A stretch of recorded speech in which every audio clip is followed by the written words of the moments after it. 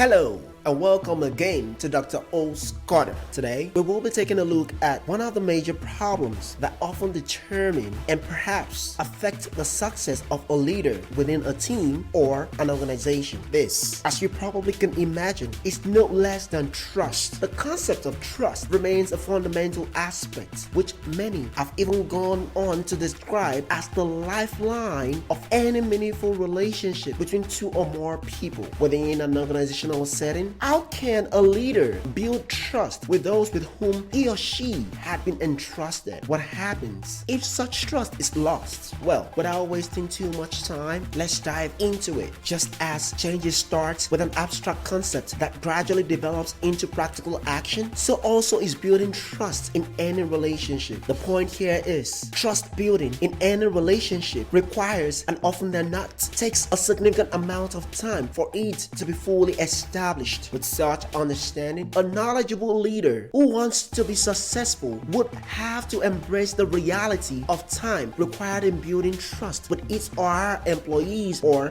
group members. While embracing the reality of time in building trust, a leader may want to develop and initiate the following strategies suggested by Ho Ara in an article on the Harvard Business Review website. The first is connection making. Just as important as it is for an informal relationship to blossom with making connection, so also it is a fundamental requirement that a leader must embrace should he or she desires to develop a trustworthy relationship with those he or she leads. Of course, having a personal relationship with others could serve as one of the most effective ways of breaking any sort of negative feeling, especially through dialogue and open communications. Second, transparency and truthfulness. By initiating and encouraging dialogue and open communications within the team or organization, a leader could be perceived as being transparent and as a result could lead to a trustworthy relationship between the employees or the group members and the leader. Third, avoid condemning and embrace the use of encouragement. It is important that a leader should understand that he or she remains a force to be reckoned with within the organization or group. To such stance, abstaining from the use of condemnation or direct criticism should be meticulously upheld while encouraging each group member even in their weakest moments. Of course, there are many other ways that a leader could develop a trustworthy working relationship with its or her subordinates. Nevertheless, only the ones we've talked about would be used as the focal points for our discussion. With that being said, it is also critically important to stress that any slip or miss from any of the suggested strategies could result in the loss of a trustworthy working relationship between a leader and the employees, and that in itself could be detrimental to the success of the leader and the organization or group at large.